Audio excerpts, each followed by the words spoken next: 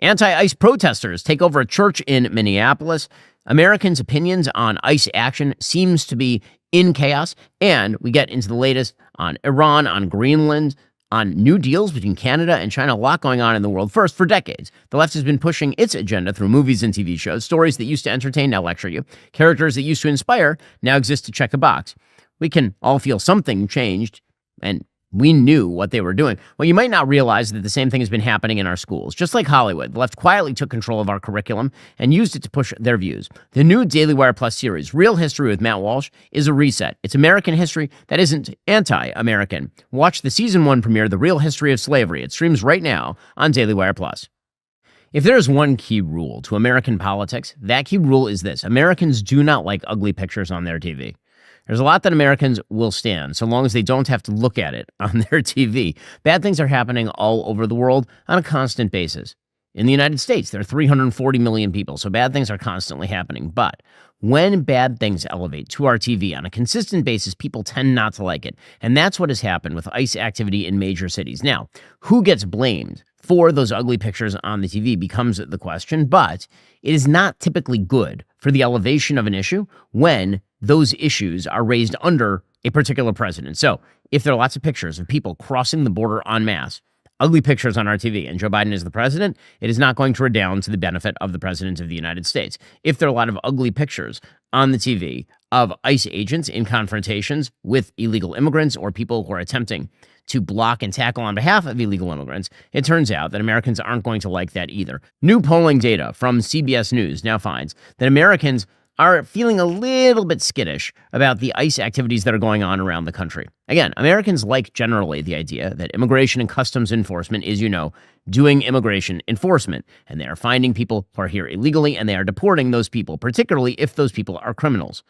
However, what they do not like is pictures on their TV of mass mobilization in the streets. They don't like pictures on their TV of people being shot in their cars, even under disputed circumstances like Renee Good. This new CBS News poll shows that, according to this poll, when stopping and detaining people, ICE is being too tough. 56% of people thought they were being too tough in November. Today, that number is 61%. Only about 15% say they are not being tough enough. How about protesters? Well, according to the CBS News poll, 10% of Democrats think the protesters have gone too far. 48% say they have gone not far enough. 42% say about right. Among independents, only 35% of independents say that the protesters have gone too far. The biggest statistic in this poll that is not great for the Trump administration is the question for Americans: who is the Trump administration prioritizing for deportation? The Trump administration would like to believe that the American people think the people being prioritized for deportation are criminal illegal immigrants, because that is who is generally being prioritized: criminal illegal immigrants. Yes, illegal immigration is criminal, but people who have another crime to their name. However, that is not what the American people increasingly are feeling. In November, 48% of Americans said that it was largely dangerous criminals who were being prioritized for deportation, as opposed to 52% who said that it was people who aren't dangerous criminals. Today, that number is 44% say dangerous criminals, 56% say people who are not dangerous criminals. How about whether ICE is making communities more or less safe? 52% now say less safe, 31% say more safe, 17% say no change. And as for approval or disapproval, the approval for the Trump administration's program to deport immigrants illegally in the United States has dropped from 51% in December down to 46% today. The disapproval number is all the way up at 54%. And among independents, disapproval is at 60%. Now, it isn't about the goals. Again, it is just about the pictures, because there is a question in this poll asking if you like Trump's goal. And the American people are stuck 50-50. 50% like his goals to deport en masse people who are here illegally, and 50% dislike it. But when it comes to Trump's approach, how it's being done, only 37% of people say they like it. 63% of people say they dislike it. And this is, of course, related to the shooting of Renee Good. 54% of people polled said that that shooting was not justified. Only 28% say justified, and 17% say too soon to say. All of which means that when you aggregate all of this, 53% of Americans apparently say that ICE operations in the United States should be decreased, as opposed to 25% saying increased and 22% saying not changed. So, again, those are not great numbers for the president on an issue where generally he is quite popular. Now, that doesn't mean that people trust Democrats. There's a poll out from the Wall Street Journal, same time period, looking at which party in Congress is best able to handle border security. Republicans, plus 28. Immigration, Republicans, plus 11. And so those numbers remain good, mainly because Democrats are not trusted on this sort of stuff. With that said, the ugly pictures on the TV are making a difference, and presumably this is why Democrats are sending protesters out into the streets. Now, Democrats can overplay their hand. They absolutely can. Right now, people are attributing the ugly pictures to the activities of ICE. But what happens when, for example, chaos breaks out at a church, which is something that happened over the weekend? Already coming up, Democrats decide they're going to invade a church service in Minneapolis to protest ICE, which is about as stupid a thing as you can do. First, the American dream has always been about building something of your own, taking an idea, some hard work, and turning it into a thriving business you can call your own. For generations, entrepreneurship has been the cornerstone of that dream, but getting started used to mean huge upfront costs, technical headaches, and a mountain of obstacles before you could even open your doors. That's where our sponsor Shopify comes in. It's the tool that puts the American dream within reach for anyone ready to chase it. Shopify is the commerce platform powering millions of businesses worldwide, including 10% of all U.S. e-commerce and even our own Daily Wire shop. The best part, you don't need to be a web designer to get started. They've got beautiful, ready-to-go templates that match your brand right out of the box. Or, if you need some extra help along the way, their AI tools can handle everyday tasks like enhancing product images, writing product descriptions, and generating discount codes. And if you're worried about getting your brand out there, Shopify makes it simple to run email and social media campaigns that actually reach customers. Plus, if you ever get stuck, their award-winning 24/7 customer support is always there to help you figure things out. This year, turn those dreams into and give them the best shot at success with Shopify. Sign up for your $1 per month trial. Start selling today at shopify.com/Shapiro. Go to shopify.com/Shapiro. That's shopify.com/Shapiro. Also, as you can see, I'm not home. What does that mean? Well, you know what I'm going to say. It means I'm sleeping worse because the reality is I need my Helix mattress to sleep right because it was made just for me. Finding the right mattress doesn't have to be complicated. Helix makes it incredibly straightforward with their sleep quiz, which matches you to the perfect mattress based on your specific preferences and sleep needs. They're not just another mattress company either. Helix is the most awarded mattress brand out there with glowing reviews from major publications like Forbes and Wired. Folks, it's not marketing hype. A study they conducted found that 82% of participants actually saw an increase in their deep sleep cycle while sleeping on that Helix mattress. It's pretty impressive when you think about how crucial quality sleep is for everything else in life. You know, I have that firm but breathable mattress. I don't get enough sleep as it is normally because I have little kids. So when I am on the mattress, I need to be sleeping. Helix makes sure that happens. Helix even offers free shipping straight to your door, a 120-night sleep trial so you can actually test it out in your own home, and they back everything up with a limited lifetime warranty. Start sleeping right tonight by ordering that Helix mattress today. Go to helixsleep.com/Ben for 27% off site-wide. That's helixsleep.com/Ben for 27% off site-wide. Make sure you enter our show name after checkout so they know we sent you. helixsleep.com/Ben. So over the weekend, there was a chaotic mob storming through a Minnesota church over a pastor's alleged ties to immigration and customs enforcement. According to FoxNews.com, video shows agitators chanting justice for Renee Good inside the sanctuary at City's church as the service began, raising concerns among law enforcement and religious leaders about protesters targeting houses of worship. In one video circulating online, agitators can be heard chanting justice for Renee Good and who needs justice? We need justice. Here is some video of anti-ICE protesters shutting down the church. Hands up! Don't shoot! Oh my goodness, they're still doing the hands up. Don't shoot! They don't even change their slogans. It is pretty incredible. Don't shoot! Again, this is in the middle of a church service. So you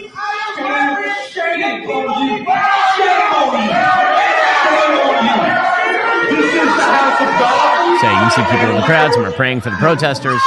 You can see a little bit of chaos is breaking out here. One person filming described the disruption as a clandestine mission. They found out, supposedly, that a pastor had been connected to ICE. One of the people who is a pastor named David Easterwood, who shares the same name as the acting director as ICE's St. Paul field office. Unclear whether this is in fact the same human being. Okay, well, Don Lemon happened to be at this church. You would imagine this meant that he had some sort of heads up. And Don Lemon proceeded to lecture the pastor for the great crime of, being a pastor at a church while people were protesting in the middle of the church service, which is utterly inappropriate, of course. I mean, this is unacceptable. It's shameful. It's shameful to interrupt a public gathering of Christians in worship. But there were folks who will say, I have to take care of my flock. okay, but listen, we live in there's a constitution in the First Amendment to freedom of speech and freedom to assemble and protest. We're here to worship. We're here to worship Jesus because that's the hope of these cities. That's the hope of the world is Jesus Christ. I want to be very respectful. Please don't push me, though. We're here to worship Jesus. Yes. That's why we're here. Yeah. Okay, that's why we're here. Okay. That's what we're about. Don't you think Jesus would be understanding we're about and love these folks? We're about spreading the love of Jesus. But did you try to talk to them as a no Christian? one is willing to talk. Okay. I have to take care of my church and my family, so I asked that you actually would also leave this building. You don't want us to chronicle what happened? Unless you're here to worship. I'm always worship. I'm a Christian. We're here to worship. Yeah. We're here to worship. Okay. Thank you very much. I appreciate it. Don Lemon was not there to worship, obviously. He was there to help promote the cause of these protesters who decided to shut down a service. By the way, the First Amendment does not mean that you get to walk onto private property and start shouting in the middle of somebody's business or in the middle of a church service. In fact, there is something called the FACE Act, which is all about desecrating houses of worship or interfering with Christian worshipers. The DHS says they will investigate all of this, so will DOJ.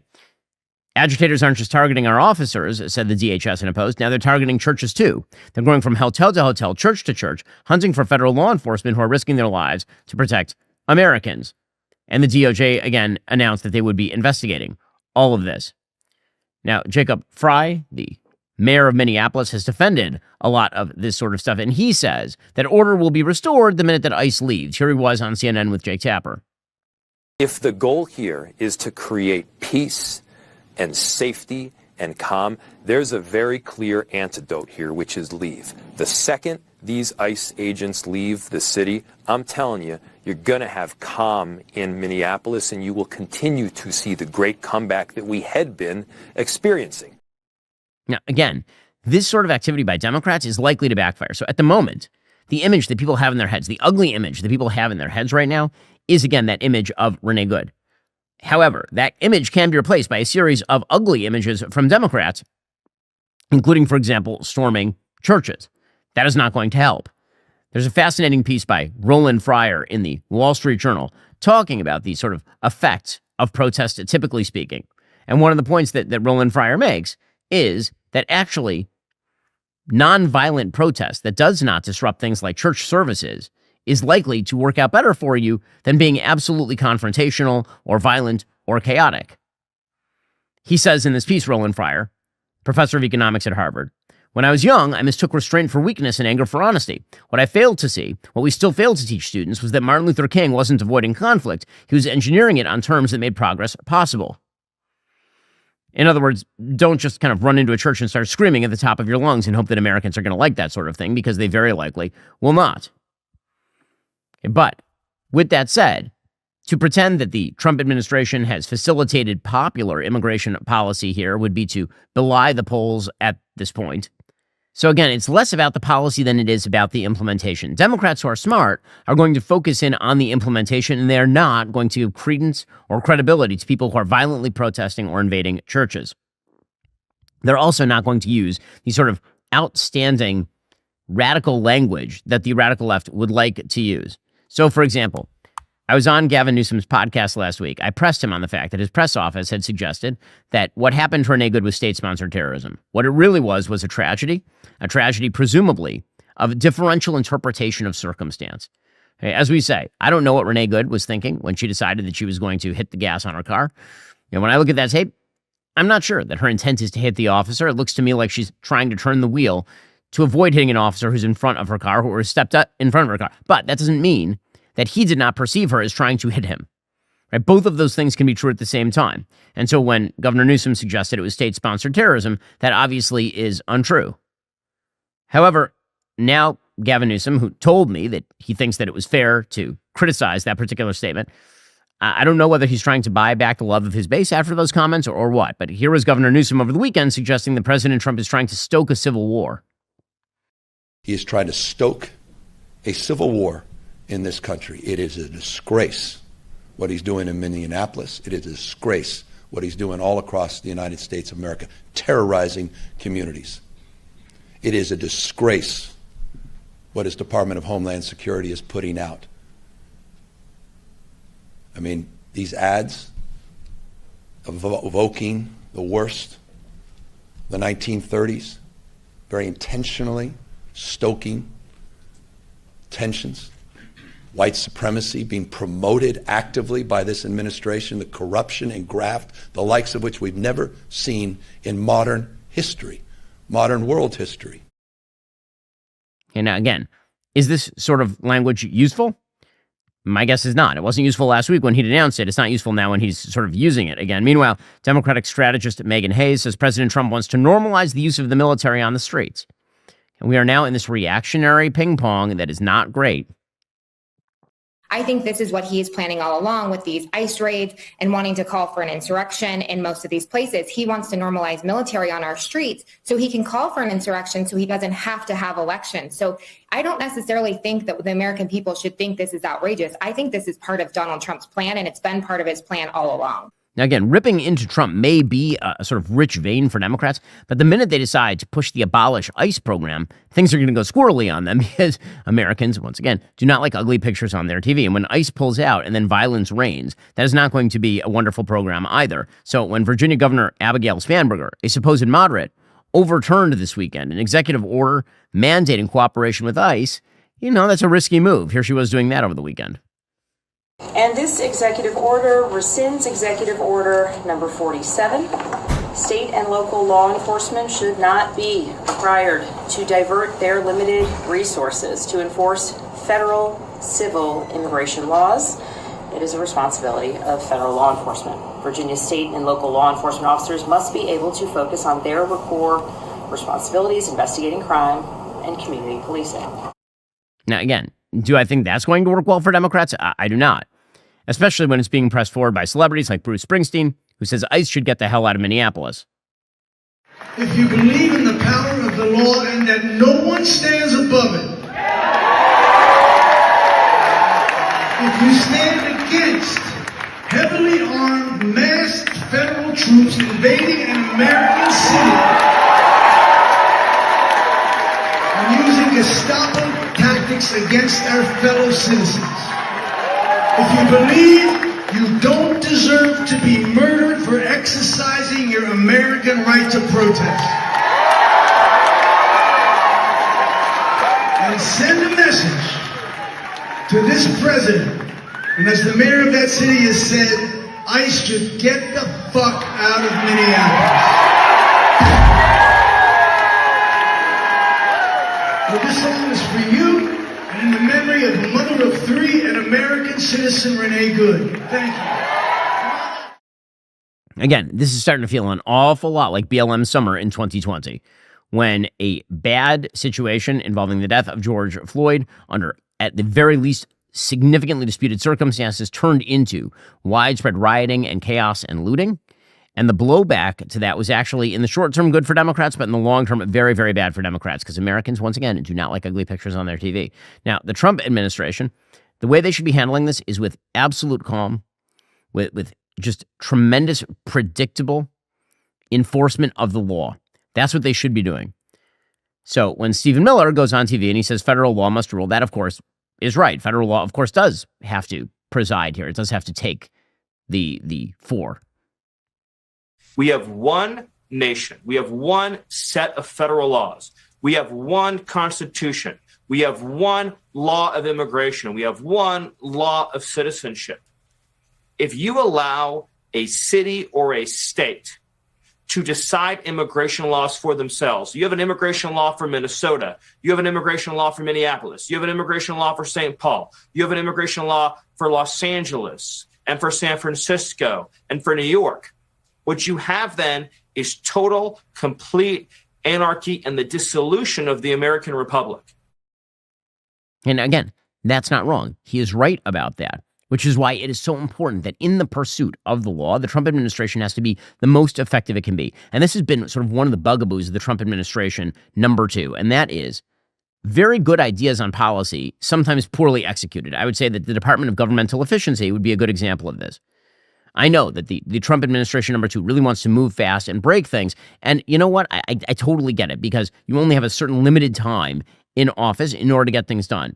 On the other hand, if you move so fast and break so many things that you end up generating a tsunami of anger at you, what you end up with is a reaction that wipes away the effect of what you were trying to do in the first place. So as an example of this, when it came to the Renee Good situation, I said from the very outset that the DHS should not have called her a domestic terrorist. They should have said this is a tragic circumstance. We are doing a full investigation. We'll get back to you when we get to the end of that. It appears to us that an objective officer could believe or should believe that she was trying to hit him with the car, or that he was going to be hit by the car, and therefore it looks like the shoot was justified.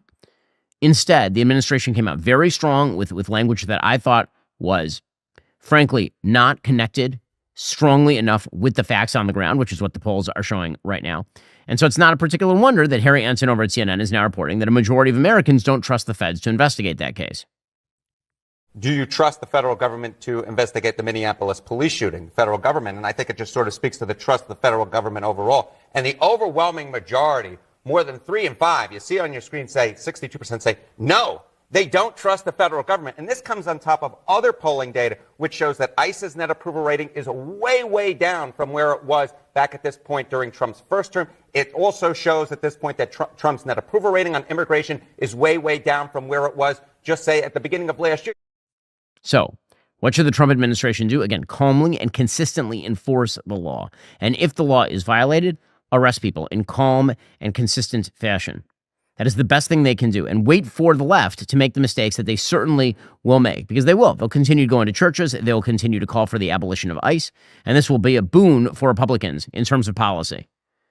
Because again, you want solid immigration policy to be popular?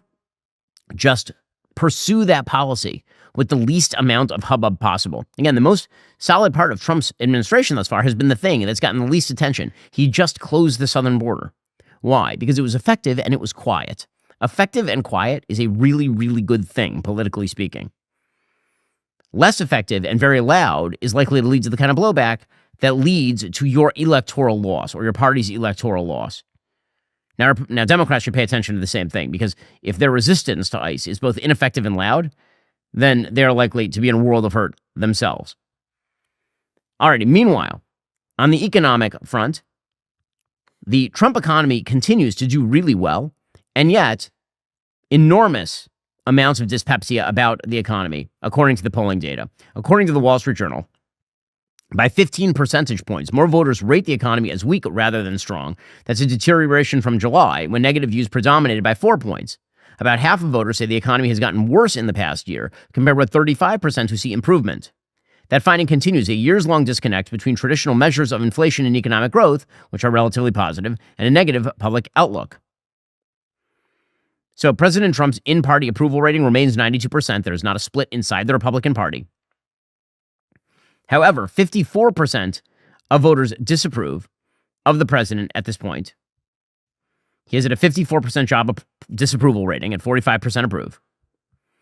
And when it comes to the handling of the economy, his numbers have been dropping.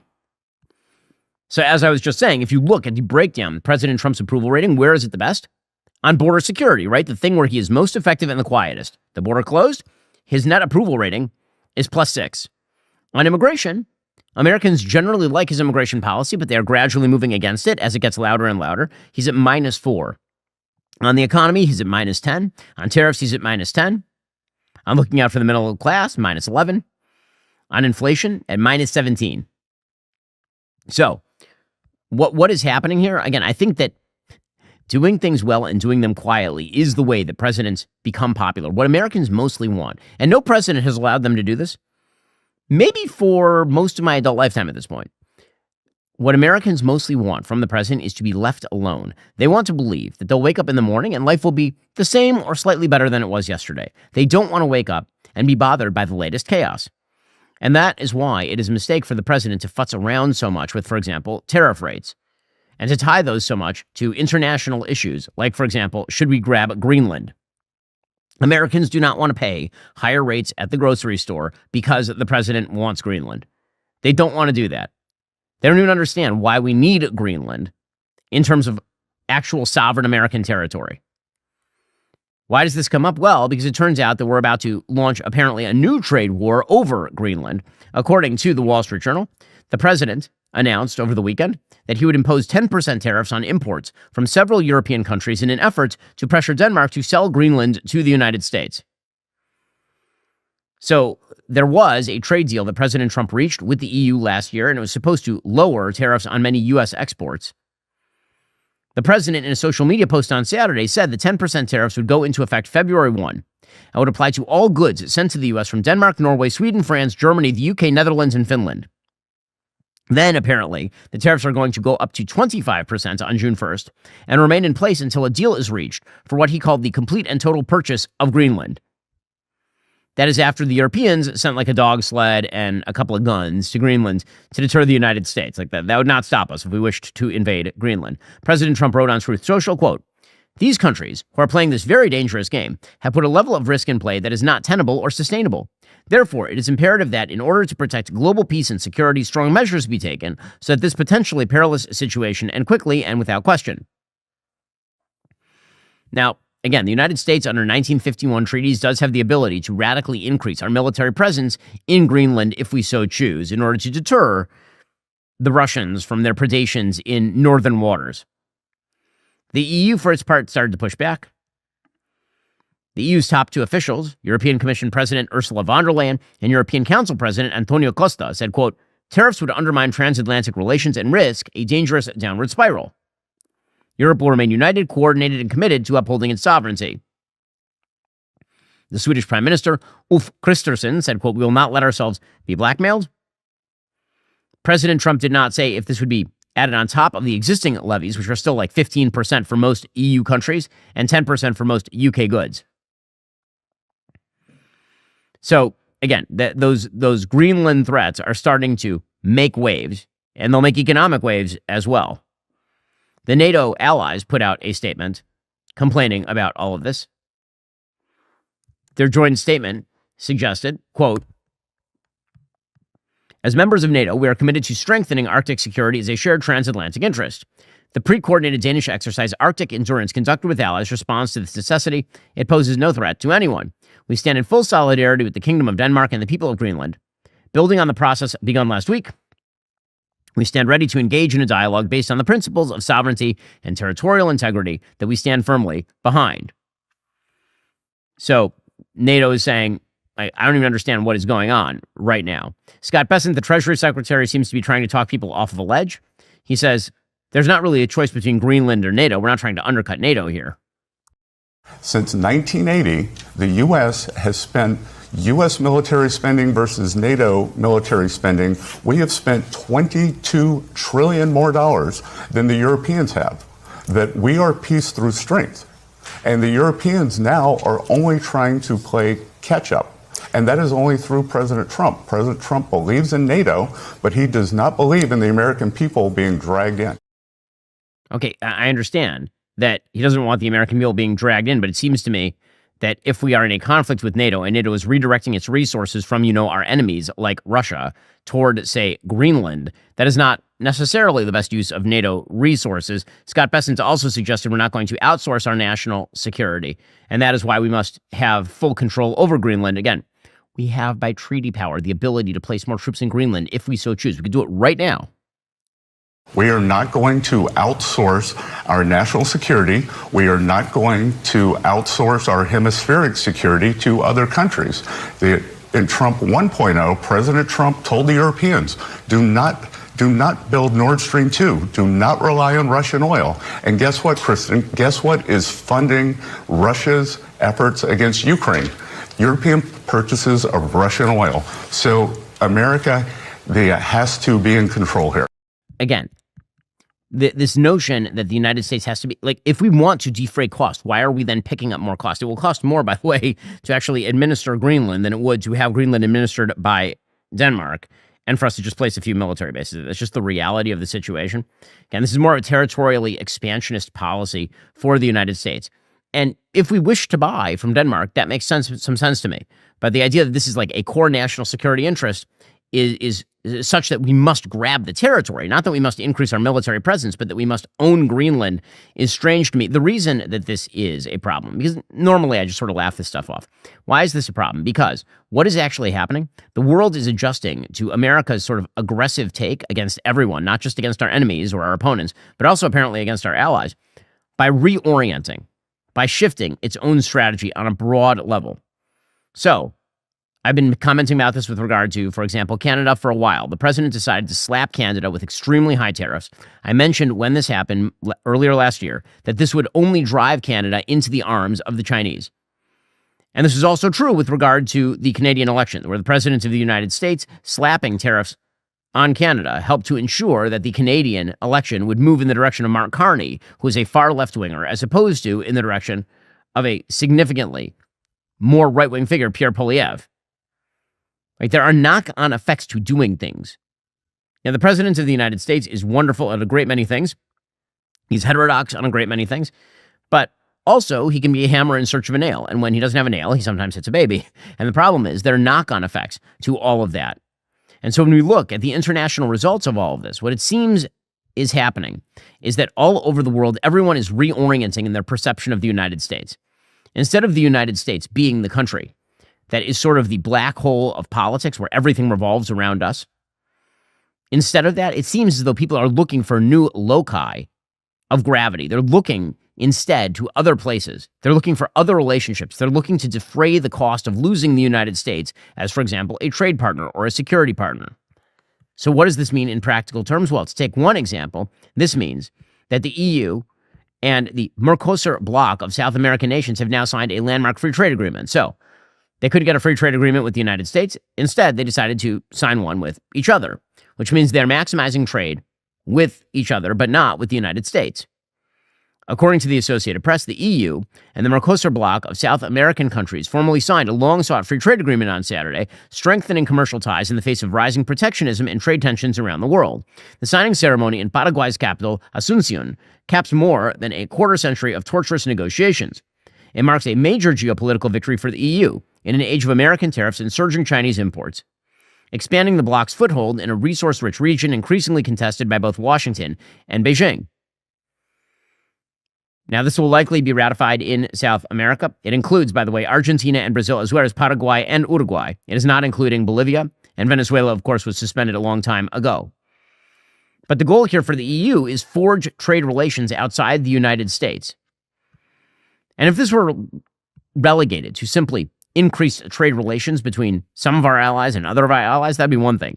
But actually what's happening here is that China is beginning to capitalize with regard to trade relations. I warned last year that alienating the Canadians by smacking them with lumber tariffs and all the rest, that all this was going to do was give a permission structure, an excuse for Mark Carney to draw closer to China. You know what I don't want? I don't want China to have great close relations with our northern neighbor. I think that's a very bad thing for the United States. Well, unfortunately, that's what's happening. According to Axios, Canadian Prime Minister Mark Carney's decision to ease trade tensions with China is the latest sign that U.S. allies squeezed by Trump-era tariffs are recalibrating and in some cases drifting closer to Beijing. President Trump's tariff-driven trade strategy is accelerating efforts by U.S. partners to hedge and diversify, creating openings for China as countries manage retaliatory trade fallout.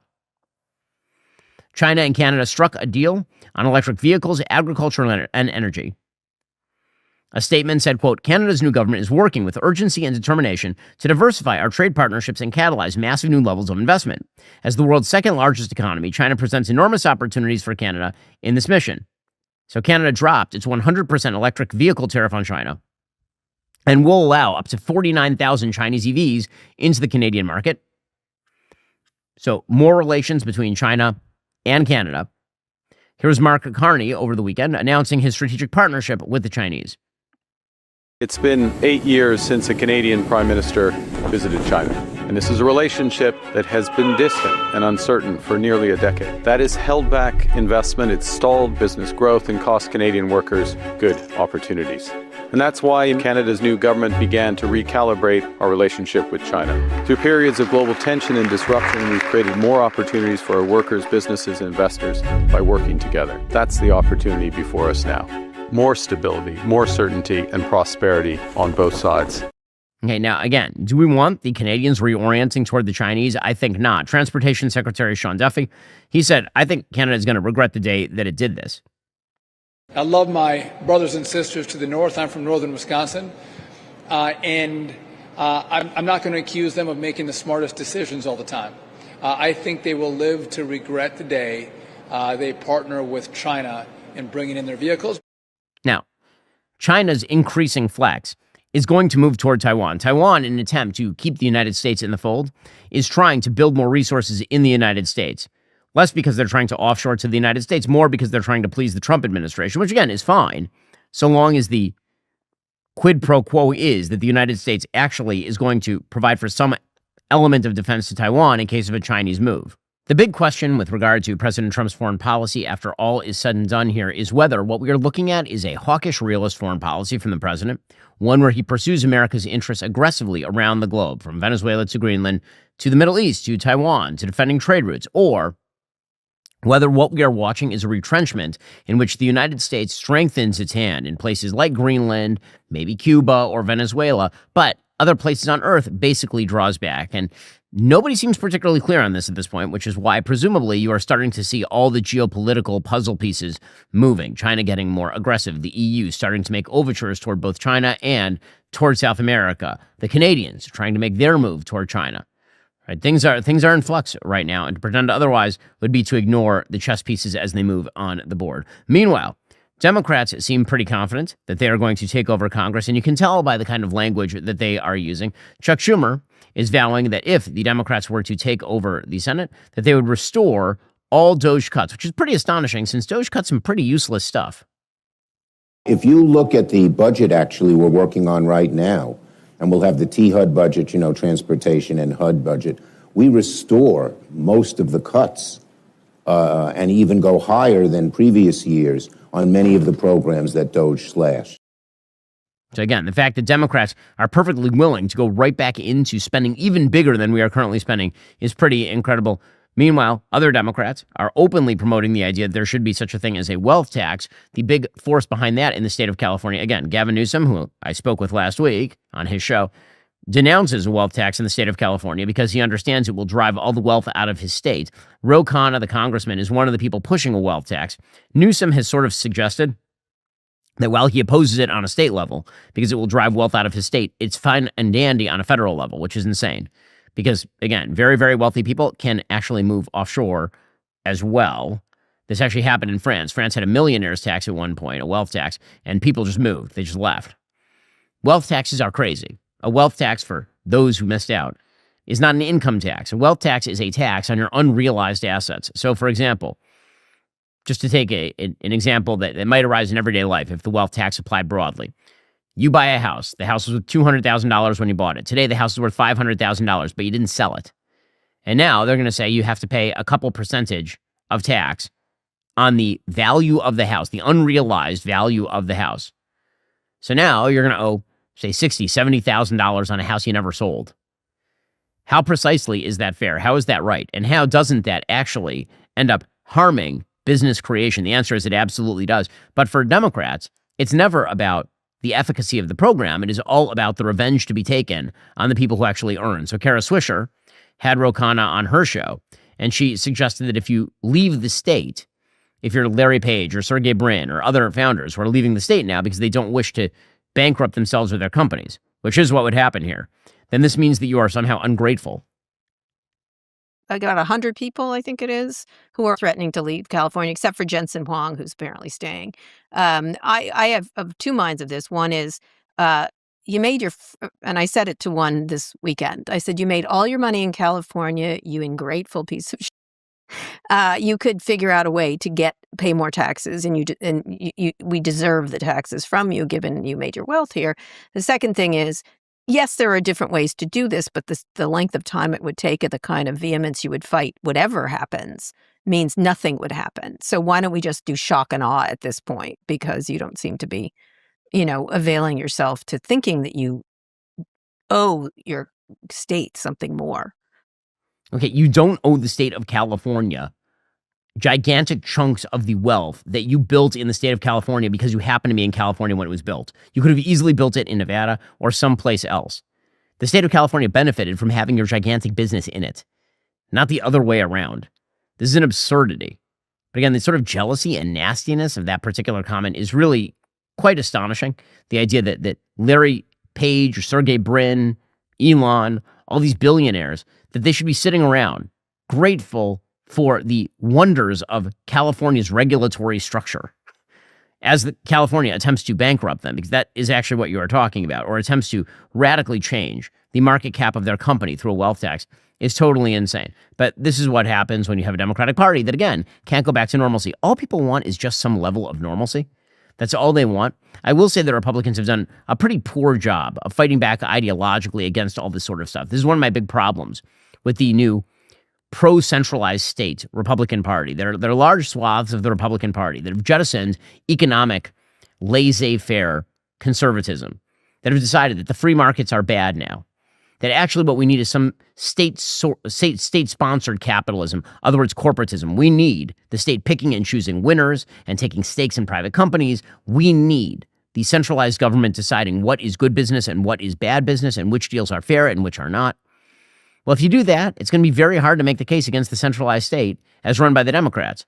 Because, frankly, the case against the centralized state in the economy is a case that the state really has no part to play here other than ensuring that people don't defraud one another, that they don't steal from one another.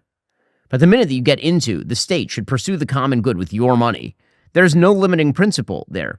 And this is why I think that if you look at all the polls recently, what you see is the rise of socialism. You see people who are getting warmer and warmer toward the concept of socialism. They never had to live under it. And so when you hear Senator Tim Scott saying we have a chance to make sure America is never socialist, which, of course, is something you have to fight for consistently, it is hard for Republicans to make that argument while continuing to use the government to do outsized things. So the truth of the matter is that when you look at the candidates that they're putting up, they're Democrat socialists or just outright socialists. We have a chance to reinforce that America will never be a socialist nation. Holding the House, holding the Senate, and making sure that President Trump has a Republican majority means the attention, as he said, will not be on impeaching him. The attention will be on the American people who deserve a president who listens to the people and then delivers. Again, I think Republicans can campaign against socialism. Will make it a lot easier if they stop, acting kind of like socialists. Meanwhile, on foreign policy, President Trump continues to push for the ouster of the Iranian regime. The president told Politico over the weekend it's time to look for new leadership in Iran, which of course is true. The president said on Saturday, the best decision that Ayatollah Khamenei ever made was not hanging more than 800 people 2 days ago. That came shortly after Khamenei's X account posted a series of hostile messages aimed at Trump. President Trump said, quote, what he is guilty of as the leader of a country is the complete destruction of the country and the use of violence at levels never seen before. In order to keep the country functioning, even though that function is a very low level, the leadership should focus on running his country properly, like I do with the United States, and not killing people by the thousands in order to keep control. Leadership is about respect, not fear, and death. The president said, the man is a sick man who should run his country properly and stop killing people. His country is the worst place to live anywhere in the world because of poor leadership. Now, obviously, I think that that's true. The question is, what's going to happen now? Because this idea that things have gone silent, that everything is fine and hunky-dory there, is not true. We have reports ranging from 3,000 dead all the way up into the 23,000 range dead. There have been multiple reports anywhere in that spectrum. At the very least, you're looking at thousands upon thousands of people who have been murdered by the regime. Tens of thousands of people who've been wounded by the regime. Right now, Iran has basically locked down the entire country. The internet is still dead. You're still unable to get on the internet in Iran. According to the Wall Street Journal, the protesters who filled the streets of Tehran are gone, replaced by security forces and reminders of the violence used by the regime to suppress a national uprising aimed at ending its rule. Members of the Basij pro-government militia patrolled the streets of Tehran on motorbikes in recent days, with some shouting, "Don't come out, we'll shoot you." A medical student in Tehran said he counted the charred remains of at least 5 Mangs. Many shops remain closed. Universities are still closed. There have been only 2 new protests across Iranian cities since Monday, according to human rights activists in Iran. That is not because the Iranian government has calmed everything down and now everything is back to normal. Right? The help has not yet arrived. The president said that people should remain out in the streets and they should continue protesting, and help was on its way. The help did not come. All that happened is that Iran shot a crapload of people in the streets and then put guns and tanks and human beings on motorcycles in the streets and threatened to murder people for walking out. Authorities said they are easing an internet shutdown that started January 8th, but apparently it is still not possible to fully get on the internet. Tehran continues its crackdown. Tajrish, an affluent neighborhood of North Tehran, normally known as the capital's top dating spot, has been eerily quiet in the past week, according to one resident. Most shops remain closed. Armed security forces have taken over the streets of several cities across the country, imposing what some Iranians have described as unofficial martial law. In Karaj, an industrial town to the west of Tehran, police loudspeakers are blasting calls to people to stay away from their windows, apparently.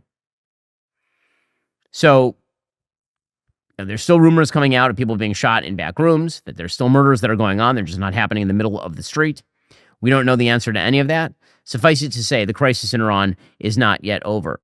Meanwhile, nearby in Syria, the Syrian regime, which again is supposed to be this moderate regime, it is not in fact a moderate regime in any real sense of the word. It was run by an Islamist who was a member of ISIS and Al-Qaeda, and now is backed by the Turkish regime.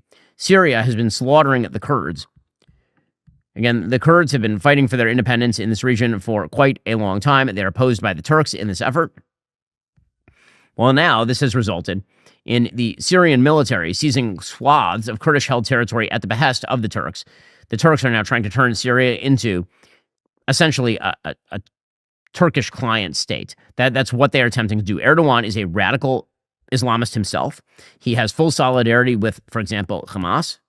He has said so. The fact that Turkey is a NATO power is insane. It should not be. It should be expelled from NATO. The fact that it's being treated by the United States as an erstwhile ally is similarly insane. Turkey is not a moderate power. It is increasingly Islamist, and the military has basically been purged of any of its secularist elements. And now it is working hand in glove with Syria to wipe out the Kurds. According to CNN, in the space of 2 days, the Syrian military, aided by tribal militia, has driven Kurdish forces from wide swaths of northern Syria that they've held for more than a decade. Among the towns and cities reported to have fallen is Raqqa, that is once the notorious capital of ISIS. After the territorial gains, Syria's president said Sunday an agreement had been reached with the mainly Kurdish Syrian Democratic Forces to end the fighting in the northeast of the country. Why did this apparently happen? Well, the SDF, the Syrian Defense Force, again a Kurdish force, is a U.S.-backed group that was not part of the rebel alliance that overthrew Bashar al-Assad in 2024. And so the Syrian government decided to basically wipe them out with the help of the Turks. Now, for some odd reason, members of the administration seem to believe that the Turks are friends to the United States and to the Western powers. There is zero evidence this is true. The United States has announced that the Turks are going to be involved in the so-called Gaza Oversight Board, the Gaza Peace Board. I see zero reason why the Turks, who again were pretty openly allied with Hamas, should be part of helping to reconstitute the Gaza Strip, when the entire question is whether Hamas is going to retain any controlling part of the Gaza Strip. According to the Wall Street Journal, Israel is publicly pushing back against the makeup of a U.S. committee created to oversee Gaza, which includes both Turkey and Qatar. Turkey, again, is an Islamist rival to Israel, and Qatar, of course, is an Iranian cutout. Israeli Prime Minister Benjamin Netanyahu said on Saturday the committee established by the White House to help advance the next phases of the Gaza ceasefire was, quote, not coordinated with Israel and contrary to its policy. Among the members included on the board are Turkish Foreign Minister Hakan Fidan and senior Qatari official Ali Tawadi. That is nuts, frankly. The Turkish president, Recep Tayyip Erdogan, of course, has been, as I say over and over again, a deep ally to Hamas, so of course has Qatar. So this would be a large-scale mistake. Okay, closer to home, on the cultural front, the most bizarre story of the day. Apparently, Dylan Mulvaney, I don't know why brands wish to touch with a 10-foot pole Dylan Mulvaney's brand, but apparently they want to. Dylan Mulvaney has now been cast in the Broadway musical about women's history 6, which is about the 6 wives of Henry VIII.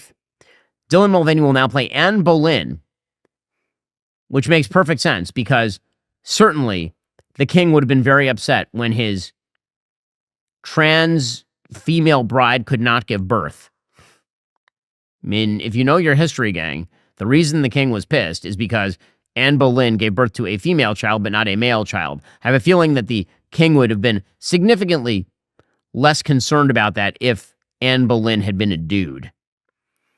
That just putting it out there. That doesn't seem to make a lot of historical sense. The musical's official X account announced Friday, quote, "Losing our heads to introduce your newest Anne Boleyn. Show some royal love to Queen Dylan Mulvaney." Again, like the whole point of the show supposedly is that it is recentering the female experience. Well, now the female experience is male. And again, if we are just talking about the history of Henry VIII here, it doesn't make a ton of sense that a woman executed for her failure to bear a male heir would be played by a male who can't bear anything, not having a uterus. So there's that. Well, I hope everyone who is going to see Dylan Mulvaney enjoys sex. Enjoy that. Alrighty. The show continues for our members right now. A kind of shocking story about how many Democrats are trying to avoid the trans issue come 2028. Remember, in order to watch, you have to be a member. If you're not a member, become a member. Use code Shapiro at checkout for 2 months free on all annual plans. Click that link in the description and join us. The Iranian government is shooting protesters in the streets by the thousands. Why is the hue and cry among our college protesting class? Where is it? Why have they gone so silent? And what is President Trump going to do? Plus, a case hits the Supreme Court about whether boys should be able to compete against girls in sports, and controversy over ice. First, the wait is almost over. Episodes 1 and 2 of the Pendragon cycle, Rise of the Merlin, begins streaming on Daily Wire Plus in 8 days. We are almost there. A legend 1,500 years in the making, brought to life as a full-scale cinematic epic after 3 years of production across 2 continents. Set before King Arthur, before Camelot, before the legend you think you know. This is what premium is supposed to look like. Episodes 1 and 2 premiere January 22nd exclusively on Daily Wire Plus. Be among the first to experience the Pendragon cycle, Rise of the Merlin. Join now at dailywire.com/Pendragon. By the way, we did ask our subscribers, over the course of the last couple of days, I was going to appear, and did appear, in fact, on an episode of Gavin Newsom's podcast. What is that show? Well, I recorded an episode of Governor Gavin Newsom's podcast with him over in Sacramento. The subscriber who guessed that was Uriel, so congrats to Uriel for nailing that one.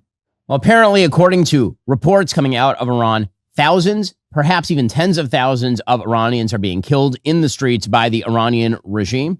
The Iranian people have now risen up against the Ayatollah-led regime, their mullah rulers who have been leading them down a primrose path to both economic and security hell for the past 47 years.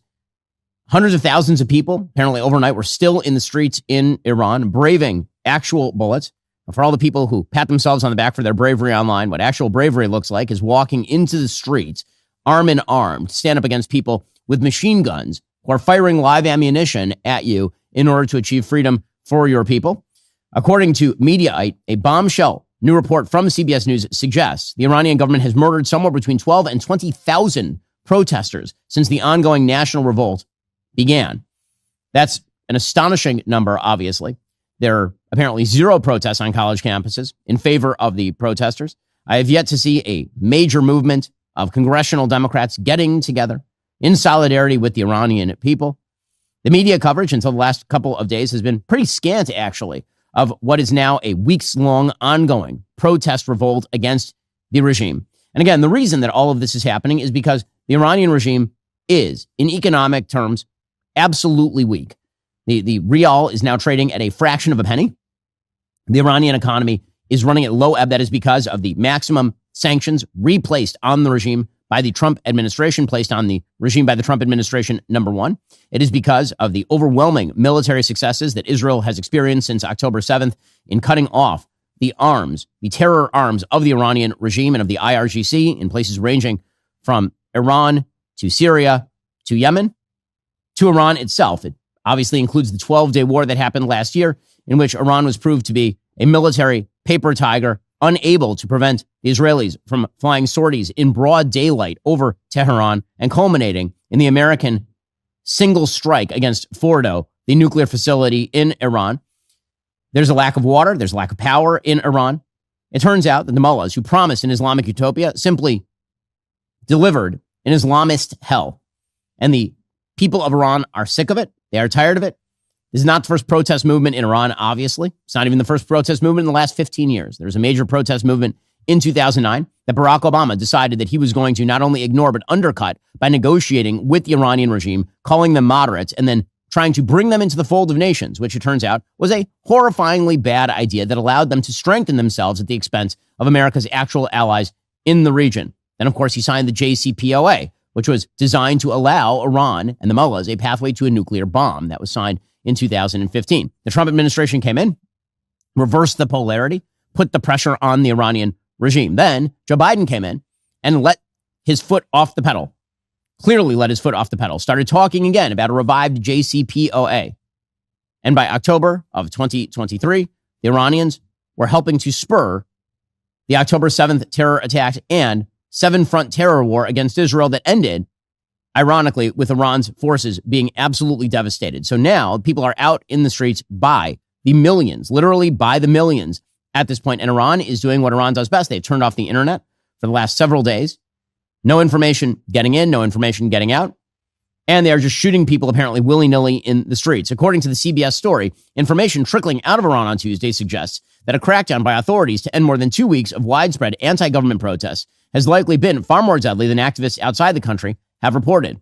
With phone lines opening back up for calls from inside the Islamic Republic, two sources, including one inside Iran, told CBS News on Tuesday at least 12,000, possibly as many as 20,000 people have been killed. Now, again, there are varying sorts of representations of how many people have been killed at this point. Human rights groups are being more meticulous about the numbers. They're slower to report the numbers. Those numbers are still in the thousands. We are talking about a minimum at this point of at least 3,000 people who have been murdered on the streets of Iran. The number is probably significantly higher. We have seen pictures emerging, stacks of body bags. We've seen videos emerging of Iranian Revolutionary Guard forces, members of Iranian militias, mowing people down.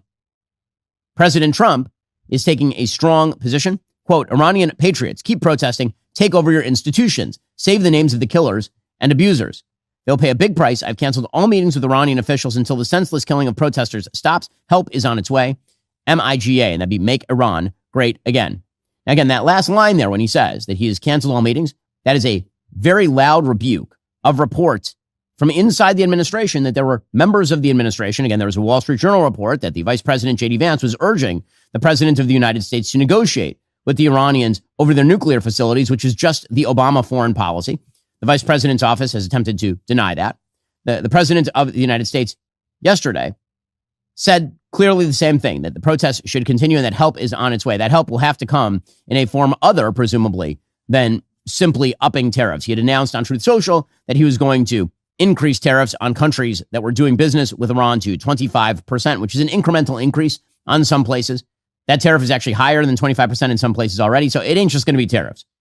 The President of the United States will have to do something more, and I believe that he knows that. Here he was yesterday. To all Iranian patriots, keep protesting, take over your institutions if possible, and save the name of the killers and the abusers that are abusing you. You're being very badly abused. If the numbers are right now, I hear 5 different sets of numbers. I hear numbers, look, 1 death is too much. But I hear much lower numbers, and then I hear much higher numbers. But I say save their names because they'll pay a very big price. And I've canceled all meetings with the Iranian officials until the senseless killing of protesters stops. And all I say to them is help is on its way. You saw that I put tariffs on anybody doing business with Iran. The transformative effect on the region would be incredible. Obviously, the government of Qatar, which is just a cutout for the Iranian government, is protesting to the United States, complaining about all of this. The government of Qatar, despite spreading literally billions of dollars in public relations around the globe, is meeting with little success with the Trump administration, who's watching all of this unfold, obviously. If the Iranian regime were to change, that would be a sea change in geopolitics. Iran is a large-scale supplier of oil to China. Iran is a large-scale supplier of Shahed drones to Russia. Iran is, of course, the chief sponsor of global terrorism on planet Earth, having spread its terror tentacles not only throughout the Middle East, but also into Europe and into Latin America. If the Iranian regime were to change, that would weaken Hezbollah in Lebanon. You might see an actual decent government there with the capacity to destroy Hezbollah. You might see the possibility of an actual broad Abraham Accord-like agreement between Iran and Israel. You might see the Islamist government of Turkey boxed in. I know there's been a lot of talk recently about the supposed moderation of the Turkish government, of which I see zero evidence. Certainly, getting rid of the most cancerous regime in the Middle East would be helpful to the interests of the United States. Now, that doesn't mean the United States, again, I'm going to say it for the 100th time. This does not mean that the United States ought to put hundreds of thousands of troops, tens of thousands of troops on the ground in Iran to topple the regime. No one is talking about that.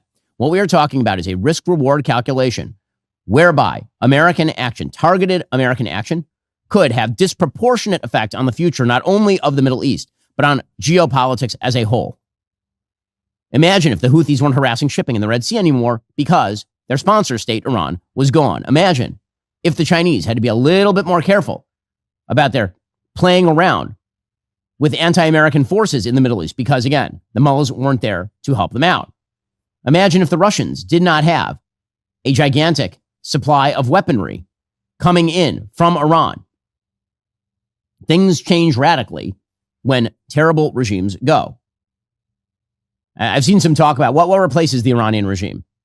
Well, I mean, there are a lot of possibilities as to what replaces the Iranian regime. The Iranian people will have to decide what replaces the Iranian regime. But any suggestion that what is likely to replace the Iranian regime is worse than the current Iranian regime, I'm going to have to see a chart on what you think is worse than the current Iranian regime, which, again, the largest state sponsor of terror on the planet, a regime responsible for at least 1,000 deaths in Iraq of American troops, a regime that has threatened Saudi Arabia, that has threatened the UAE, that has threatened Israel, that has spread its terror tentacles through Syria into Lebanon, that has been involved with terror attacks in Europe.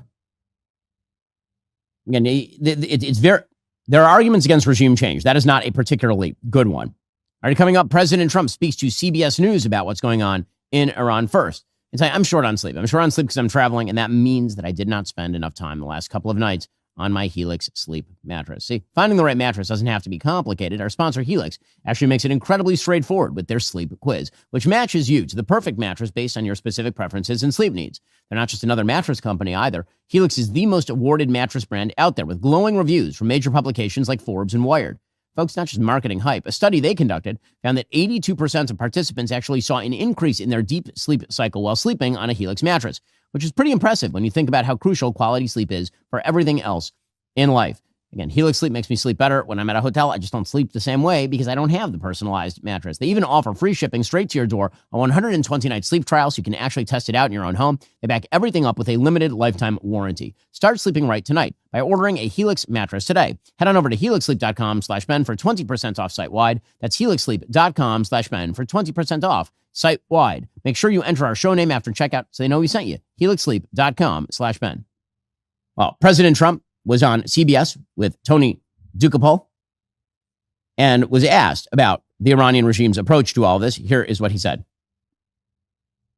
Have they crossed your red line, or has the line moved? I haven't heard about the hanging. If they hang them, you're going to see some things that I don't know what your where you come from and what your thought process is, but you'll perhaps be very happy. What do you mean by that? We will take very strong action. If they do such a thing, we will take very strong action. We don't want to see what's happening in Iran happen. And, you know, if they want to have protests, that's one thing. When they start killing thousands of people, and now you're telling me about hanging, we'll see how that works out for them. It's not going to work out good. Okay, again, the president is not fond of making threats that he does not fulfill. This is what makes him totally different from every other president of my lifetime, particularly Barack Obama and Joe Biden, who made empty threats all the time. They drew red lines, and then they violated those red lines. They violated those red lines repeatedly, over and over and over again. Well, Donald Trump is not fond of setting lines that he does not then enforce. There's been an argument made that any sort of American intervention will create a rally round the flag effect in Iran. Well, not while there are literally hundreds of thousands of people in the street protesting the regime and being shot to death. I don't think that all those people in the streets protesting the regime and watching their family and friends get shot in the face or in the chest are going to be upset if an F-35 hits an IRGC base. Trey Yingst, reporting from the Middle East, says, well, actually, President Trump's pretty popular in Iran. He goes on to say, I have to emphasize that among Iranian people, Trump is the most popular person right now. He has so much popularity because of the steps that he took toward preventing the growth of terrorism in the Middle East. They respect him. Okay, that is exactly right. Meanwhile, what is Iran doing? Iran is not just mowing people down in the streets, apparently. Now they are preparing to hang dissidents. They have apparently arrested tens of thousands of people, and they have said they're going to execute anyone who has participated in this quote-unquote revolt. According to the Wall Street Journal, Iran is also trying to jam Starlink so information can't get in or out of the country. Users are now being hunted. Over the weekend, authorities began searching for and confiscating Starlink dishes in Western Tehran, according to Amir Rashidi, director of digital rights and security at Mian Group, a U.S. nonprofit opposed to internet censorship. Rashidi said it's electronic warfare. He said that the disruptions are worst in the parts of Tehran where the protests are taking place and in the evening when the demonstrators gather. President Trump said that he is going to attempt to get the internet going again if that is possible. That might mean having to smuggle in some actual dishes to ensure reception inside Iran. It's a dangerous business, obviously, for everyone involved. Now, I will point out there are a number of people in the online right space who have been kind of dismissing all of this as it's been going on, suggesting that it's the quote-unquote work of the neocons. Again, just going to point out, ain't been no neocons in the Republican Party since the end of the Iraq War. People who are for full-scale nation-building, war on behalf of populations only to have to place hundreds of thousands of troops on the ground in transformative fashion. That does not exist inside the Republican Party and has not for at least a decade. Instead, what's actually happening is that a lot of people on the horseshoe theory right are mirroring Ben Rhodes' foreign policy on the left, the Barack Obama foreign policy, indistinguishable. And many of them are simply dismissing a lot of the numbers coming out of Iran. How can we trust these numbers? You'll notice that these are the same people perfectly willing to trust Hamas's numbers in the Gaza Strip. The same people who in specious fashion were labeling Israel's targeted action in the Gaza Strip a genocide have gone extraordinarily silent when it comes to Iran literally just mowing down protesters in the streets. Pretty incredible stuff from our human rights loving friends. Well, bottom line is this. It seems that some sort of action is likely imminent.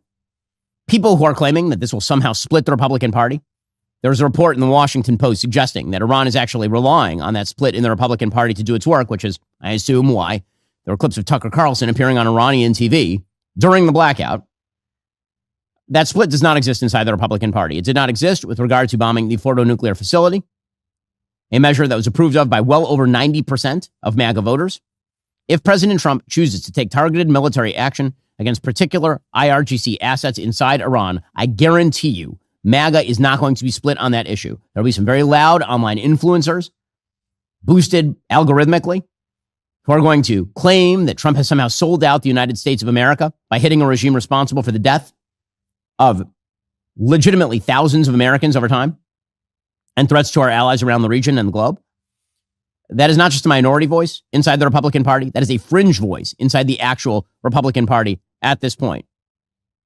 How about internationally? Well, if the president were to authorize military action at this point, targeted strikes, again, against Iranian facilities inside Iran, or let's say that we were to sink the Iranian Navy the way that the Reagan administration did in the 1980s, which I think we should do, frankly. There's no blowback possible in the middle of the Gulf of Aden for the United States doing all of that. As far as the Iranian numbers currently being reported, I don't know the answer as to how high those casualties are. I know that they are not coming from the regime that is interested in spreading terror around the globe. So, as I've said, those numbers could be in the low thousands, meaning like 3,000, 4,000. Those are the reports coming, again, from sort of independent human rights agencies. It could be as high as 12 or 20,000. We don't know the answer to that. That is a large range. But mowing down protesters at the pace of presumably hundreds, if not thousands a day, because most of these killings started on Saturday, that is certainly happening. And the people who are out there claiming, oh, you know, this is just people who are stumping for war. Please explain to me why the mowing down of 3,000 or 4,000 protesters is somehow significantly better than the mowing down of 10,000 protesters in Iran under internet blackout. We cannot have the information. We don't even know what's going on. Am I more likely to trust Iran International, a publication associated with sources in Iran, than I am Hamas, an actual terrorist group that makes it its job to lie? I'm more likely to trust that. At the very least, I'm not going to believe what the Iranian government tells me because the Iranian government and Hamas are aligned. So there's been a lot of talk, again, about the unpopularity of President Trump's international policy. That is not true in the areas in which he has acted. So to take a recent example, There's a poll done by Atlas Intel in Latin America of approval for the U.S. military operation to arrest Nicolas Maduro. Here are the numbers. In the Caribbean, plus 67, 82% approve. Peru, Ecuador, Bolivia, 77% approve. Paraguay, Uruguay, 72% approve. Colombia, that's Gustavo Petro's country, 64% approve, 11% undecided. Argentina, 62% approve.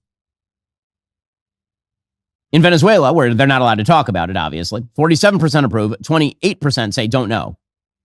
But they approve, obviously. In Mexico, 55% approval rating. So President Trump is pursuing what is pretty obviously the most popular foreign policy globally of all time. And he's doing so in America's interest, not because they love it in Mexico, but because it's good for the United States. Meanwhile, a lot of media attention at home continues to focus in on ICE. Now, as I've said repeatedly, the best thing for states to do would be to cooperate with ICE. There have been an enormous number of arrests made by ICE across the country in red states. In fact, many more in some red states than in some blue states, with far less controversy. Why? Because when states cooperate with the federal authorities, when they arrest somebody for a crime and then they report to ICE that the person is an illegal immigrant eligible for deportation, it means that ICE can simply go to the jail and pick up the illegal immigrant as opposed to having to do a raid. And yet, Democrats seem to have staked a lot of their political future on the idea that resisting ICE is a positive good. President Trump, for his part, put out a statement on Truth Social yesterday, urging Minnesotans to cooperate with ICE. Quote, "Do the people of Minnesota really want to live in a community in which there are thousands of already convicted murderers, drug dealers, and violent release and escape prisoners, dangerous people from foreign mental institutions and insane asylums, and other deadly criminals too dangerous to even mention? All the patriots of ICE want to do is remove them from your neighborhood and send them back to the prisons and mental institutions from where they came, most in foreign countries who illegally entered the USA through sleepy Joe Biden's horrible open borders policy. Every place we go, crime comes down. In Chicago, despite a weak and incompetent governor and mayor fighting us all the way, a big improvement was made. Thousands of criminals were removed. Minnesota Democrats love the unrest that anarchists and professional agitators are causing because it gets the spotlight off of the $19 billion stolen by really bad and deranged people. Fear not, great people of Minnesota. The day of reckoning and retribution is coming." Now, again, the big question for Democrats here is, why don't you just cooperate with ICE? I've said many times that specificity, clarity, is the best aid to good government. So if Democrats object to a particular arrest, then they should explain why. If they object to a particular operation, they should explain why. They should not simply go out there and label ICE state-sponsored terrorists. They should not simply go out there and claim that ICE is the Gestapo.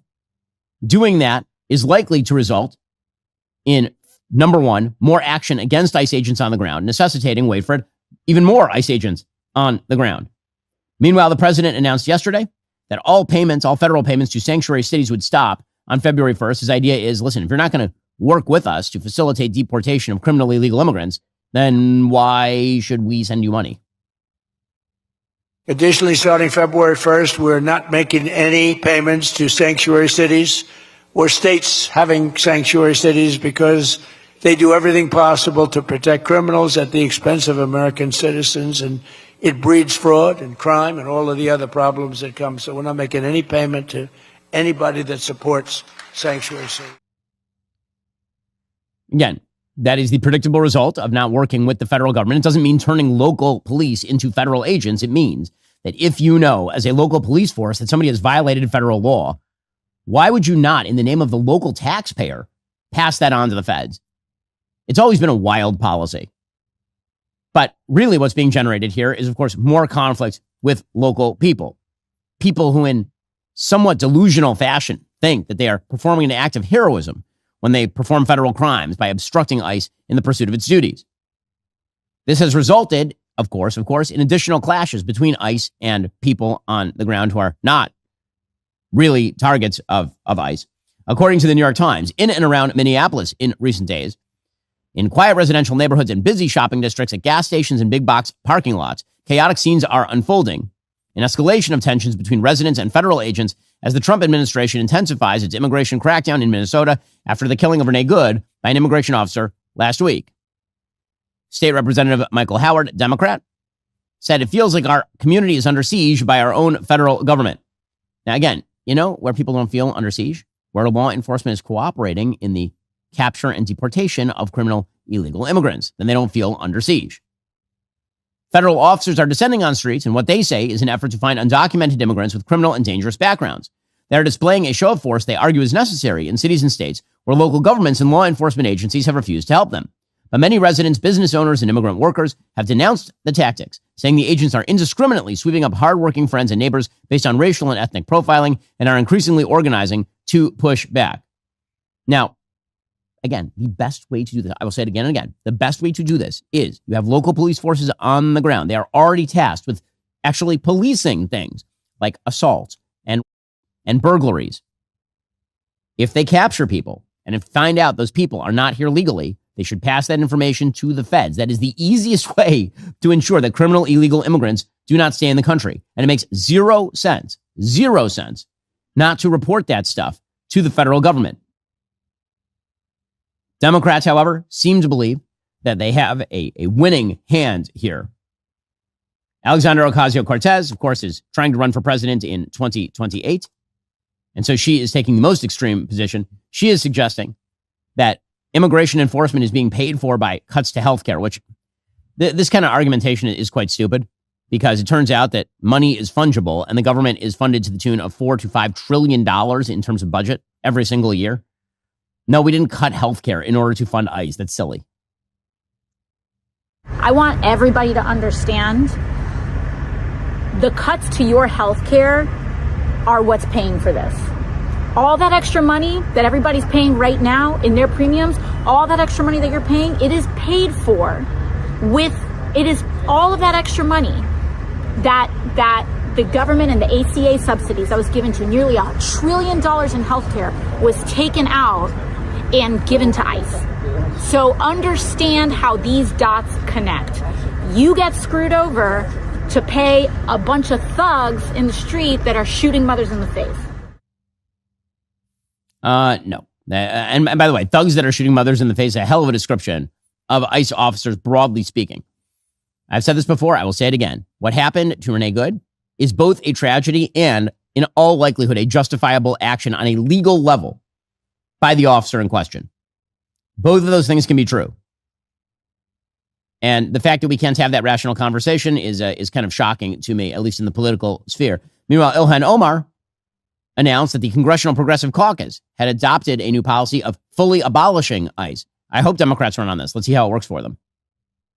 And so today, I am glad to announce that the Congressional Progressive Caucus has adopted an official position to hold ICE accountable.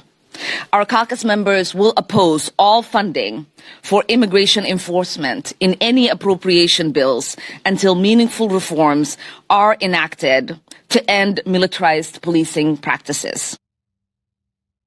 So, abolishing ICE, go for it. Sounds great. Now, there's a poll out from YouGov showing a plurality of people actually supporting abolishing ICE that is driven primarily by young people who apparently don't know anything. 54% of whom say they would support abolishing ICE. Okay, this is like the polls that were taken in 2020 about abolishing the police, or the all cops are bastards movement. And for a hot second, the left seemed to be in the ascendancy, and then reality set in. That's likely to happen to Democrats as well. Chuck Schumer is in the unenviable position of having to live in reality as the Senate Minority Leader. He was asked about whether the Department of Homeland Security should be defunded by the Senate. He understands that DHS actually does require funding to, police the laws. Do you think that Congress should withhold funding for DHS until there are reforms in place for ICE? As I said, that's one of the major issues that the appropriators are confronting right now before the bill comes up. And meanwhile, Minnesota and Illinois have been trying to file lawsuits to ban ICE. That's really silly. Eli Honig over at CNN says, no, there's no legal basis for this. I've read both the Minnesota and Illinois lawsuits. They're really political diatribes masquerading as lawsuits. If you look at what both states are asking the courts to do, it's to kick ICE out of those states and cities and to bar ICE from carrying on federal law enforcement in Illinois and Minnesota. That's the top thing both states asked to do, and they cite zero precedent for that. There is zero precedent for that. There is no way a judge can say, you federal law enforcement agency, you are not allowed to execute federal law in a certain state or city. Okay, meanwhile, 6 federal prosecutors have resigned over a push to investigate the ICE shooting victim's widow, according to the New York Times. That'd be Renee Good's wife. Renee Good's wife, Becca, right? She and Renee Good were apparently involved in several groups that are, quote unquote, monitoring and protesting the conduct of immigration agents in recent weeks. By this, we mean that very often they're actually violating federal law by impeding the performance of federal law. The Justice Department launched an investigation into all of this. Apparently, many of these prosecutors are upset with that investigation. They think this is a misallocation of resources. Now, I'm not sure how specific the investigation is into, for example, Becca Good. I'm not sure that that particular investigation specifically targets Becca Good or whether it's looking into the networks of funding that exist for things like ICE Watch. The latter, I think, would be completely legitimate. The former would be, at the very least, bad politics. But the polarization around this issue is kind of insane, considering that Americans should be able to agree that criminally illegal immigrants should be deported, and also that local law enforcement should work to ensure that that actually happens. Instead, now, ICE agents have to go into hiding. Tom Homan, the border czar, said that the ICE agent who shot Renee Good is now having to be put into hiding. He told this to Will Kane. I've talked to a few people, and I think you're going to see it happening. And for this agent that was involved in the shooting, I think he's going to, wait for this investigation to pan itself out and wait for them to come out with actual facts, what happened. Then I think you may see him take action, because I know for a fact, now he has to be in hiding. I seen a post this morning on the way to the studio here with his picture, wanted for murder. It's beyond the pale. Again, you wonder why ICE agents have to wear masks. You're wondering why ICE agents are more visible and they're coming in larger numbers. The answer is when you don't let law enforcement do its job, not only do crime rates go up, but law enforcement is then forced to do more overt things in order to actually enforce the law. All right, meanwhile, over at the Supreme Court of the United States, a big case yesterday on whether it is legal for a state to ban boys from playing in girls' sports. The fact that we reached this point in American life is pretty astonishing in the first place. The Supreme Court's conservative majority did not appear convinced by opponents of these laws that boys are girls or should compete with girls. Several justices, according to the Washington Post, focused on scientific debate about whether transgender girls and women have an advantage on such teams.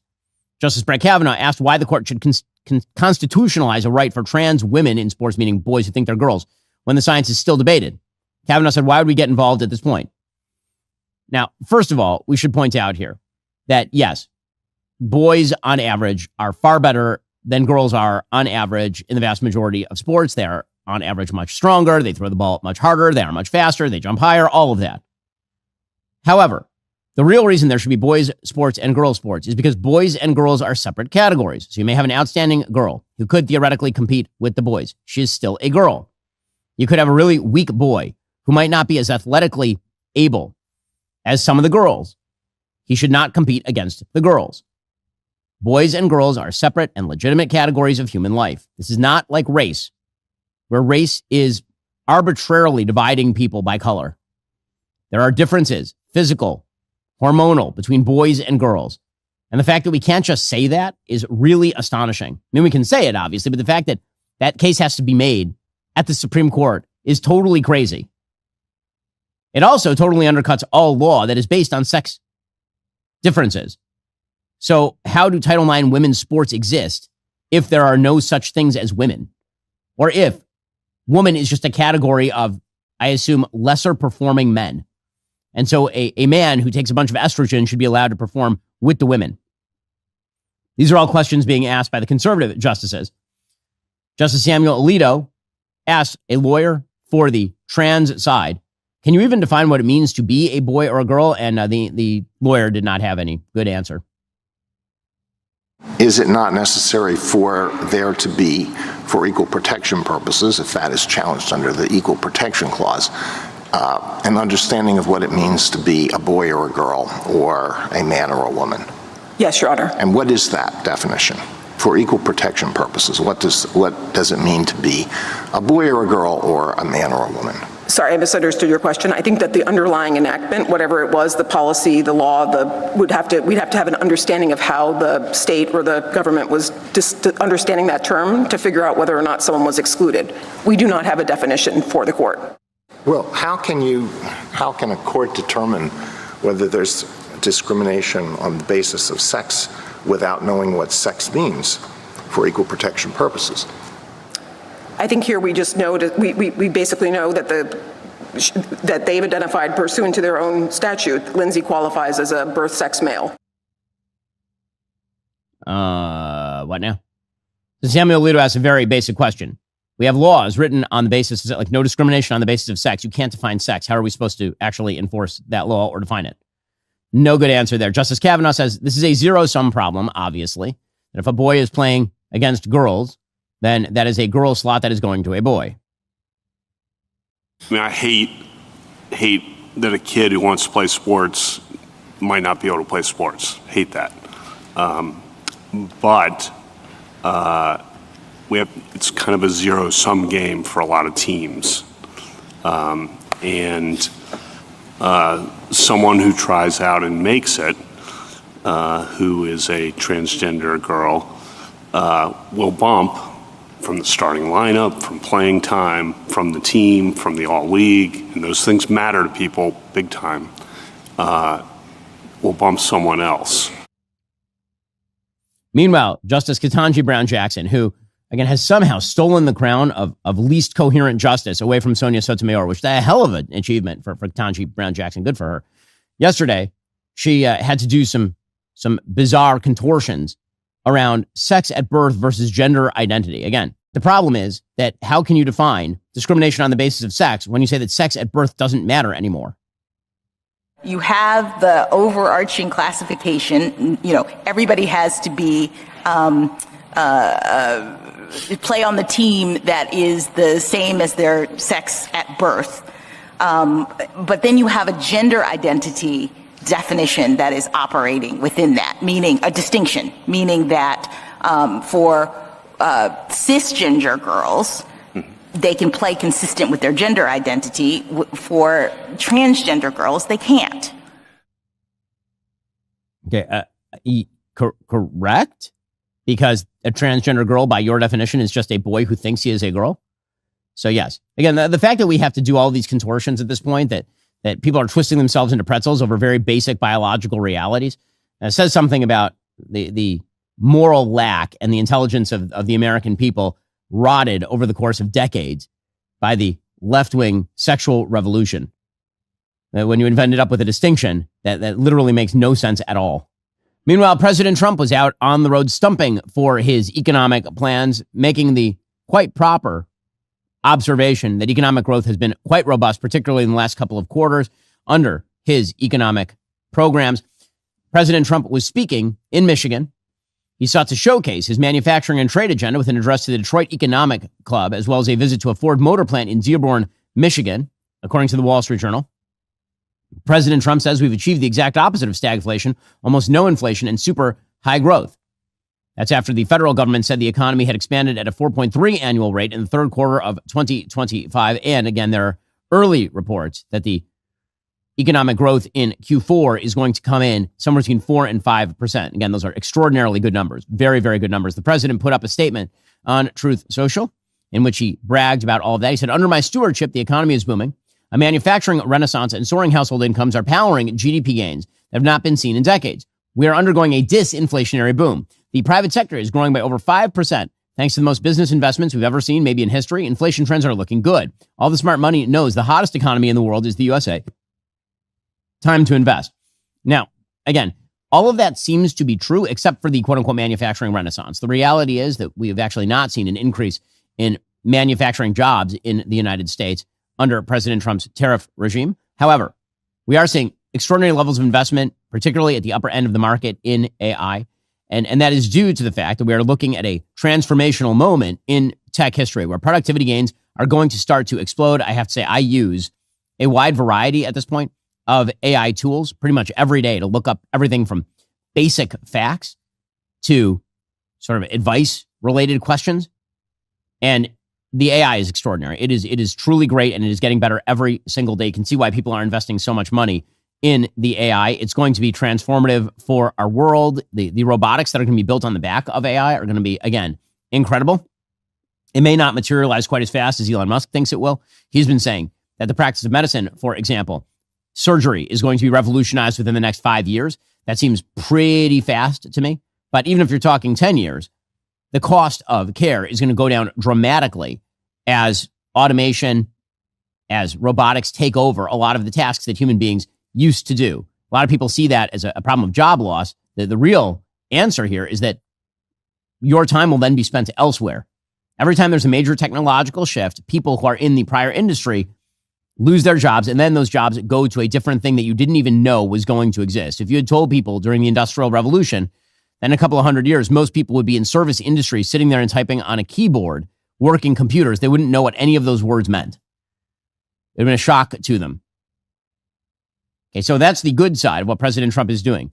And the bad side is President Trump seems to keep putting pressure on the Federal Reserve to lower those interest rates. I do not, for the life of me, understand why this is of such great importance to the president. If the president wants more affordability, he needs the prices to drop. We've seen wage increases, but inflation is still outpacing 2% by a fairly significant margin. It's still riding at 2.6, 2.7% on an annualized basis. That can be driven down to 2%. If you lower those interest rates and there's more liquidity, presumably prices are going to go up. Nonetheless, President Trump is focused with extraordinary precision on the Fed chair, Jerome Powell.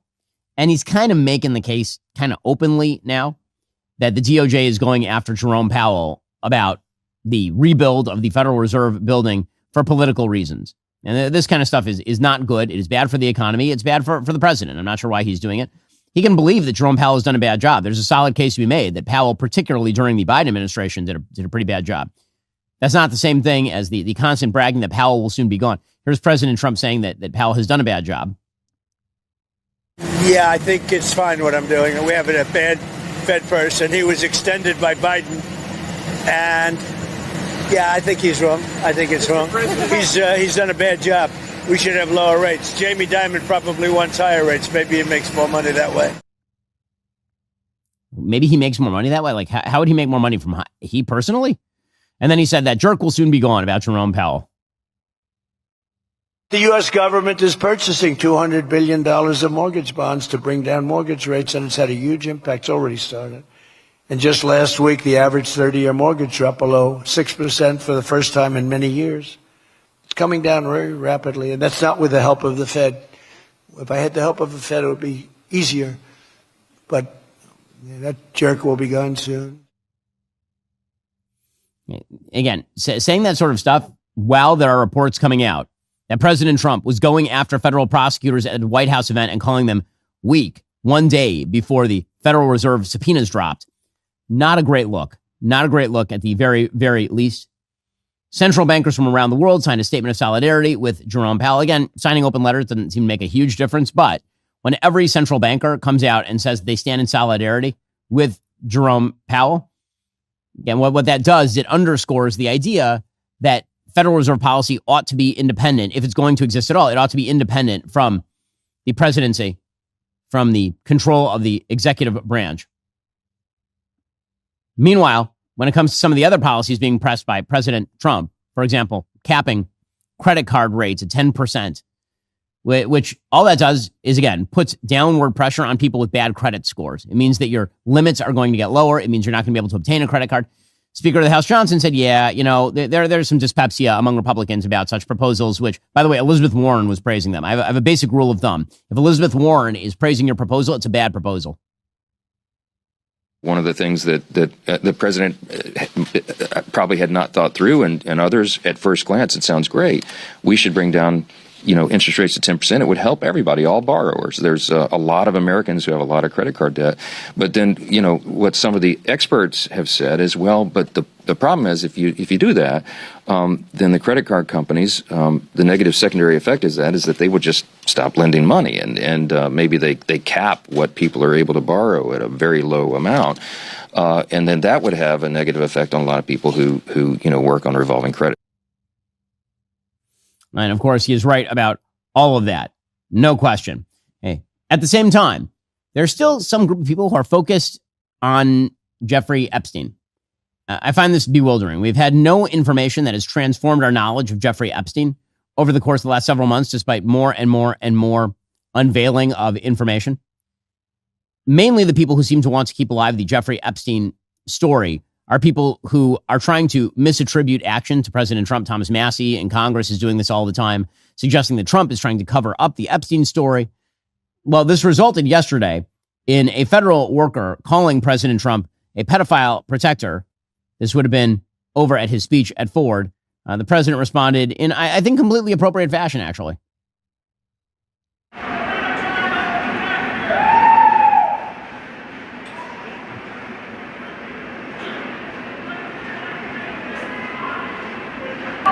The president flipped him off twice.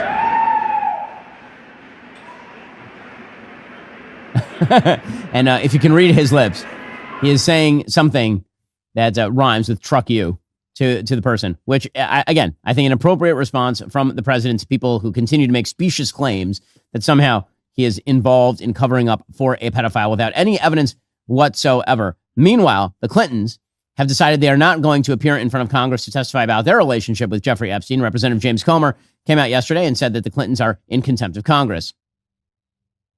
We've communicated with President Clinton's legal team for months now, giving them opportunity after opportunity to come in, to give us a date, and they continue to delay to the point where we had no idea whether they're going to show up today or not. I think it's very disappointing. As a result of Bill Clinton not showing up for his lawful subpoena, which again was voted on unanimously by the committee in a bipartisan manner, we will move next week in the House Oversight Committee markup to hold former President Clinton in contempt of Congress. Now, again, is this a top priority for Republicans? I think that it is probably not at this point. Hillary Clinton and Bill Clinton put out a letter saying, despite everything that needs to be done to help our country, you are on the cusp of bringing Congress to a halt to pursue a rarely used process literally designed to result in our imprisonment. This is not the way out of America's ills. We will forcefully defend ourselves. Indeed, bringing the Republicans' cruel agenda to a standstill while you work harder to pass a contempt charge against us than you have done on your investigation this past year would be our contribution to fighting the madness. We've tried to give you the little information we have. We've done so because Mr. Epstein's crimes were horrible. If the government didn't do all it could to investigate and prosecute these crimes for whatever reason, that should be the focus of your work to learn why and to prevent that from happening ever again. So, well, we'll see whether Congress fulfills this sort of move. And as a general rule, given the fact that I very much opposed the federal government under the auspices of Joe Biden and Barack Obama actually targeting Trump, his campaign, his family, I think you need something a little stronger than this to go after the Clintons, at least better evidence to go after the Clintons at this point. Well, Greenland is apparently still on the menu as well. The premier of Greenland said that they want to stay with Denmark. Not a shock. Now, again, I think all of this is probably just leverage in order to get some sort of better deal from Greenland. I'm not sure what that deal looks like, considering we already have a defense agreement in place where we can basically build what we want in Greenland. The president seems to want to simply integrate Greenland into America. He says for national security purposes. Maybe it's because we need another state. I'm not really sure. Anyway, the president reacted to Greenland's premier. The premier of Greenland said today, we prefer to stay with Denmark. Do you see that as the Who final said word? That? The premier of Greenland. Well, that's their problem. That's their problem. I disagree with him. I don't know who he is. Don't know anything about him. But that's going to be a big problem for him. Okay, well, I'm not sure it's going to be a big problem for him. He also said that Greenland is vital because we need to build Golden Dome, which, again, by the way, we can build it. We have defense contracts with Greenland. He said the United States needs Greenland for the purpose of national security. It is vital for the Golden Dome that we are building. Golden Dome is a program designed to shoot down incoming missiles and ordnance from other adversaries. NATO should be leading the way for us to get it. If we don't, Russia or China will, and that is not going to happen militarily. Without the vast power of the United States, much of which I built during my first term, and I'm now bringing to a new and even higher level, NATO would not be an effective force or deterrent, not even close. They know that, so do I. NATO becomes far more formidable and effective with Greenland in the hands of the United States. Anything less than that is unacceptable. Thank you for your attention to this matter, President Trump. I do not think that the Marines are going to be invading Greenland anytime soon. I assume, again, this is a piece of leverage by the president of the United States. Alrighty, folks, the show is continuing for our members right now. We will discuss a very hot clip from the show Landman. That's the Taylor Sheridan show starring Billy Bob Thornton. Remember, in order to watch, you have to be a member. If you're not a member, become a member. Use code Shapiro at checkout for 2 months free on all annual plans. Click that link in the description and join us.